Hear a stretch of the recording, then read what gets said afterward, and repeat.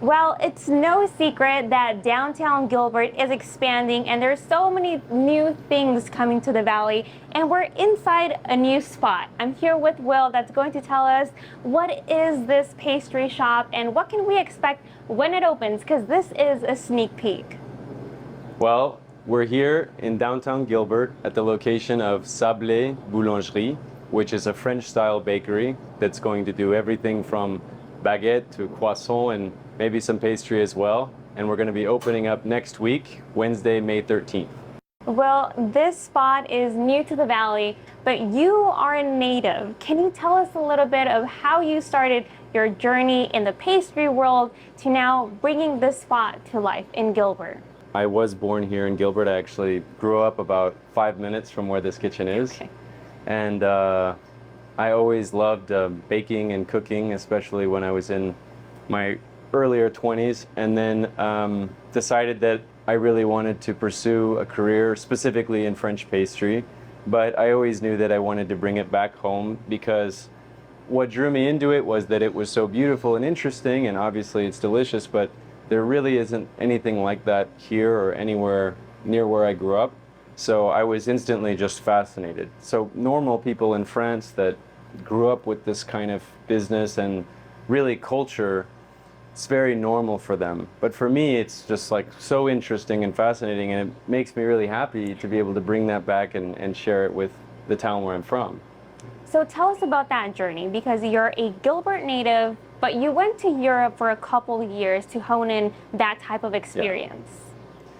Yeah, well, it's a very long story. I suppose I got really into making a lot of the products that we'll be selling, and it was through that process of kind of research and finding out who's the best at this exact thing that I realized that almost all of them are in France, which was really surprising. All of them are very far away, and I couldn't figure out, I was making so many batches of croissant in my house. Like, I made probably, in all tests, different techniques, recipes, and I think I made something like 50 different recipes. Oh, wow. And I just couldn't get it how I wanted to get it. And I just decided, clearly, one, I'm not going to figure out what I want to figure out here. And two, this is clearly a passion of mine. Whether or not it makes sense, for whatever reason, it clicks with me and I just love doing it and I can do it all day. I'll probably do it all day today. So I decided I wanted to go to pastry school in the south of France because that's where a lot of my idols and mentors went to school. This specific school that I went to, which is near Lyon. And then after that, I already knew that I wanted to work in Paris. I already had several chefs I knew that I wanted to learn from and work with, and yeah, that's basically what happened. So you went to Paris, you went to school, and then you also worked in boutiques. Can you tell me about that experience and how it led you to something else in Dubai as well? Mm. Yeah, well, my first job out of school was an internship with a chef named Cédric Grolet. He's probably, I would say he's the most famous pastry chef in the world, next to Pierre Hermé. But I interned for him for about 2 months. They didn't have any space for me, and I didn't speak any French at all, so I was not very hireable. And then I managed to get a different job with Chef Christophe Adam, who is probably the most well-known eclair chef in the world, making a lot of eclairs. He has a store called Eclair de Génie, and I worked there for a while. And that Christmas was really difficult. That was anyway, so I worked there for about 4 to 5 months, and then managed through a lot of harassment to get a job back at Grolet, where I had interned before. And then I was there for several years, altogether probably 2 years, a little over 2 years. So there is where I learned almost everything I know about croissant and baking.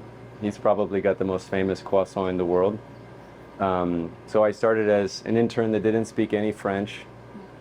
And then almost a year and some later, I was the head baker there, working only in French with a team of like 7 people under me. Wow. So that was really cool. And I learned a lot, especially about managing people and performing under high pressure, really, really high pressure. So I think after 2 years, I was getting a little bit tired of Paris specifically, just working in those environments, and and not being able to have a little bit more independence, because I wanted to find a position where I could be, the chef, have a little bit more leeway. And so I was looking around. I actually was reached out to by one of the sous chefs at the Burj Al Arab. The Burj Al Arab is a big hotel in Dubai. It's the most famous hotel in the world, I would say. And then they offered me a position there as a chef de partie, and they said maybe we can go to sous chef if things go well. So I went down to Dubai, went through the whole process, and I worked there for a little while, not that long, mostly doing plated dessert in the restaurants. Okay. Yeah. But then towards the end of that, I'd always had passion and interest in doing my own boutique, but I think it was just the extra push. Like, okay, we seem to know enough to think for ourselves and work for ourselves and manage something serious. So I think we should give it a try. So that was my thinking. So when you're over there and you're talking about working with the best of the best in this field, tell us what makes these pastries different and special, so special that you want to bring it here to Arizona.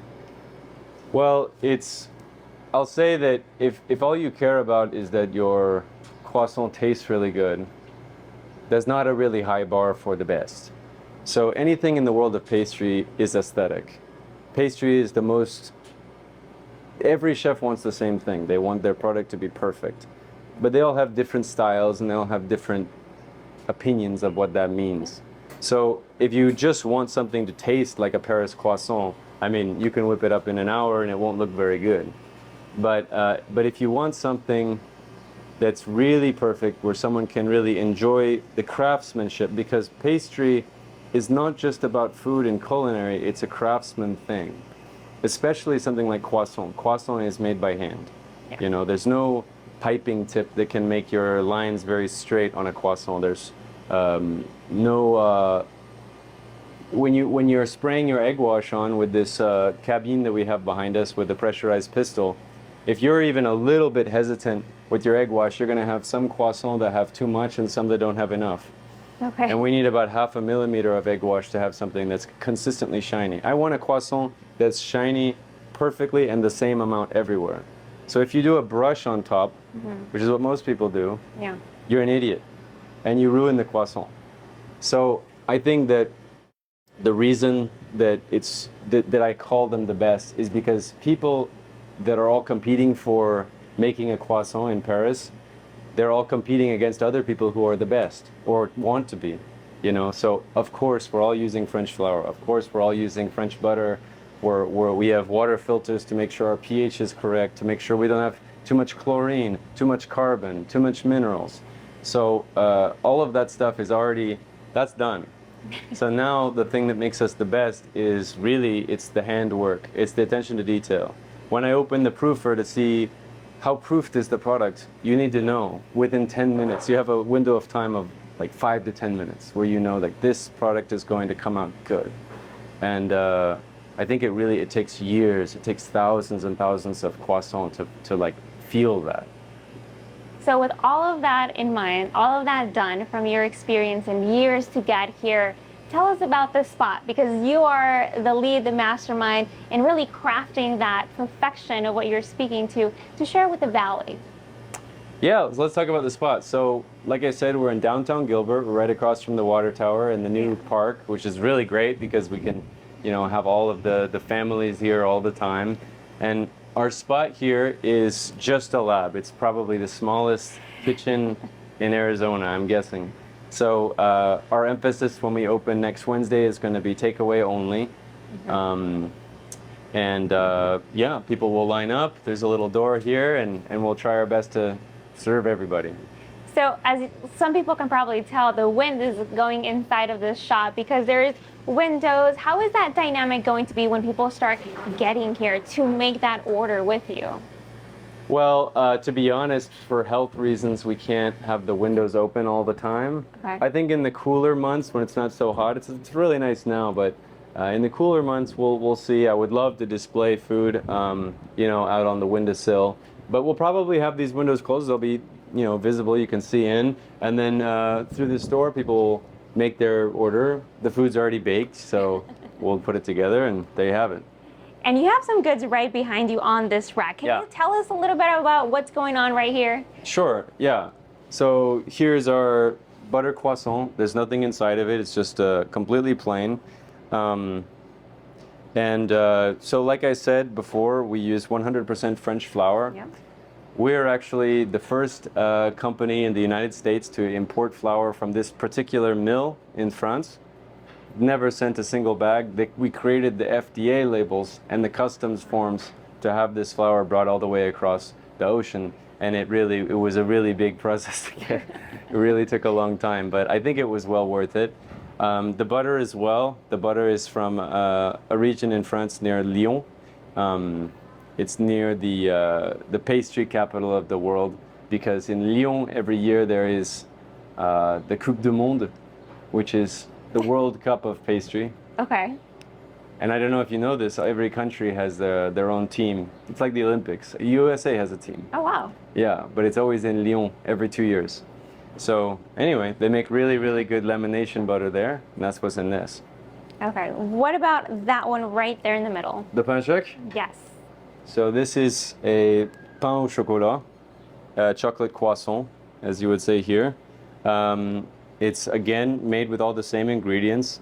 We have the French flour, we have the French butter. And one thing I want to note, if you are a croissant or a pain choc nerd and Okay. you're really interested in this stuff, this is not what you would call a bicolor. A bicolor is where you have your pâton, your dough unit that's been laminated with the butter, and then before it's spread out into that thin sheet and cut into the croissant, they apply a very thin secondary layer, like a crust almost, and that makes the band very strong and very shiny. It makes it almost look like a toy or something. So this is not a bicolor. This is just, it's hard to explain why that's really cool if you're not really into this stuff, but it means that our dough, it has so much both elasticity and strength at the same time to look, we're not even cracked a little bit on top, and it's keeping the whole pain choc together. And then when you bite into it, you'll notice that, because there's nowhere for the gas to escape. You have something completely round, and so when you bite into it, you'll experience that, because the cavities will be well developed. And it's the same with the croissant. It's not a bicolor. Okay. Not a bicolor. Very important, but also it's really cool to know where these ingredients are coming from. Yeah. And the artistry of all of this. About how many things are going to be on the menu? Altogether 7. So Okay. there'll be the croissant, the pain choc, and then we'll also have something called a pain suisse, which is laminated pastry with lines on top, and then inside is a baked vanilla cream with chocolate chips. It's really, really good. And then we'll also have a vanilla flan, so we're at 4. So a vanilla flan. Okay. And then we will also have something called brioche tête, which is a brioche bread, but it's a very special form. It's kind of like, in the south of France, people don't take a croissant with their coffee, they take a brioche tête. So it's a very traditional thing. But it's a brioche bread, basically. It's small, Okay. and you can take it with a nice coffee.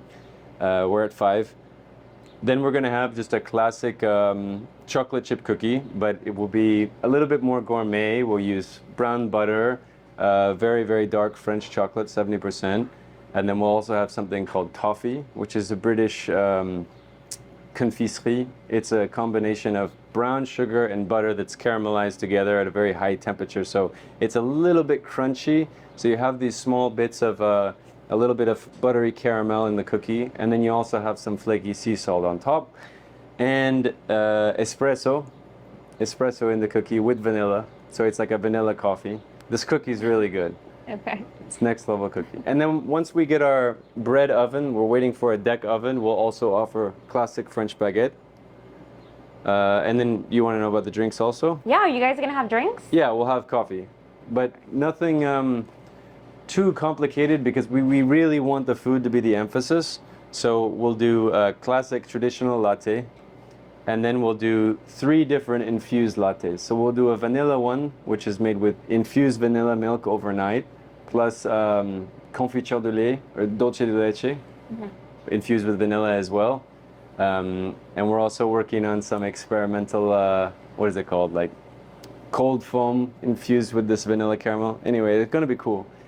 Then we're gonna have a pistachio latte with pistachio praliné. Praliné is a spread made with caramelized nuts and actual caramel, dry sugar, and salt. And then the same thing with hazelnut. So we'll have pistachio and hazelnut lattes made with the praliné. But we'll also use some mascarpone, which will give it some creaminess. And then we'll also do hot chocolate. Okay, so there's lots drinks and treats to have hand in hand when you guys open May 13. Hours of operation. Are you guys going to be open every day, just in the morning? How's that going to work? Yeah, we're going to be open Wednesday through Sunday from 8 to 3, 8 a.m. to 3. Yeah. So there'll be several days for people to come down here and try it, give it a go for May 13. But well, before we go, I have to ask you this question. I mean, we were talking before we started this interview that you are a Gilbert native. To come back home and open this spot right in front of the tower, what does that mean to you? I'm very proud of it. I think that it's going to be, my hope for Sablé is that we can become a cultural landmark, not just of Gilbert, but of Arizona as well. I think that it's long overdue that Gilbert has a more gastronomic touch when it comes to dessert. I think we have plenty of very good restaurants as well, and it's nice to see that things are developing, but I think that the people are hungry for something a little bit more gourmet and refined, and it makes me really happy to be able to provide that. And you know, I want to make things that not only I can be proud of, but hopefully everyone in Gilbert can feel like we're adding something. And that, you know, when you think of places in the world like Venice or Paris or Dubai or Japan, there is an element of refinement that comes with a big famous city. You can find the best of something. So our goal is not just to be the best in Gilbert at boulangerie, at bakery, but to be the best in the world. So I really, really want to contribute that to the Gilbert culture, and I'm really excited that everyone's been so into it. Yeah. Everyone's been really happy about it. I mean, you have quite the following online, but for those people that are hearing about this spot opening for the first time, tell us where we can know more about the updates or even some new menu items when you guys start releasing them as you guys go. So I'd say the best place to get blow-by-blow updates is following our official Instagram. It's Sablé Boulangerie on Instagram. We also have a website, which right now is only used for waitlisting people, but it will transition very soon into a functional website that shows our menu and our drinks and our hours of operation. And you'll even be able to make a pre-reservation through the website as well.